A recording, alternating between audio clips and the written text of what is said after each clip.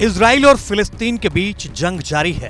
हर गुजरते दिन के साथ हालात खौफनाक होते जा रहे हैं, लेकिन जंग रुकने का रास्ता दिखाई नहीं दे रहा। इस बीच इजराइल के प्रधानमंत्री बेंजामिन नेतन्याहू की पत्नी सारा नेतन्याहू ने पोप फ्रांसिस से इजराइल गाजा जंग में हस्तक्षेप करने की मांग की है। सारा नेतन्याहू ने पोप फ्रांसिस को खत लिखा है, जिसमें हमास के आतंक का जिक्र किया गया है।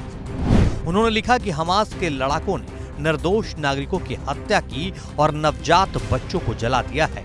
इसके अलावा उन्होंने चिट्ठी में महिलाओं से बलात्कार का भी जिक्र किया है। सारा ने चिट्ठी में आगे लिखा है कि हिटलर के शासन के दौरान यहूदियों के नरसंहार के बाद यह सबसे बर्बर घटना थी।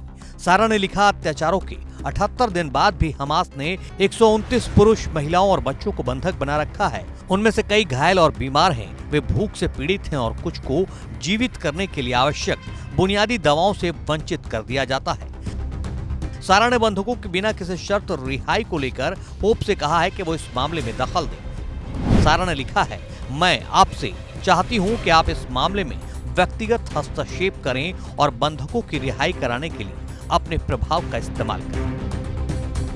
इधर इजराइल ने क्रिसमस के दिन गाजा पर बड़ा एयर स्ट्राइक किया है। इजराइल ने क्रिसमस की पूर्व संध्या से लेकर सोमवार की सुबह तक गाजा पर बम बरसाए हैं। इस हमले में करीब 70 लोगों की मौत की खबर है। 70 लोगों की मौत के बाद हालात बेहद खराब हैं।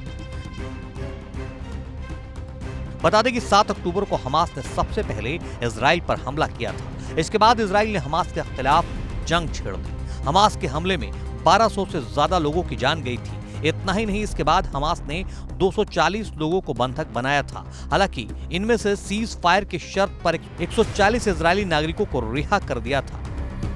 वहीं दूसरी तरफ इजराइल के हमले में भी हजारों लोगों की मौत हुई है। गाजा के अधिकारियों के मुताबिक अब तक 20,400 से ज्यादा लोगों के मारे जाने की पुष्टि हो चुकी है।